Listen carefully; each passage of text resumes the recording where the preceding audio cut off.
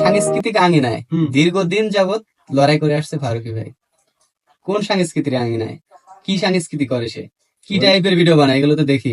তো একটা বউ ব্যবসায়ী, আরে ভাই, উনাকে আমি বলি ভাই, হুম। উনাকে যখন প্রথম উপদেষ্টা হিসেবে নাম প্রকাশ করা হয়, তখন থেকে দেশের সাধারণ লোক থেকে শুরু করে উচ্চ পর্যায়ে নিম্ন পর্যায়ে সকল ধরনের লোক তার সমালোচনা করছে। হুম, তাহলে আপনারা এই যে রক্তক্ষয়ী একটা বিপ্লব ঘটালেন, সবার ভালোবাসা, আমরাও সবাই আপনাকে সবাই সব জায়গা থেকে কিন্তু সবাই ভালোই বাসে, ভালোবার না বাসলে, সবাই সাপোর্ট না করলে তো আর স্বাধীনতা অর্জন হতো না। হুম।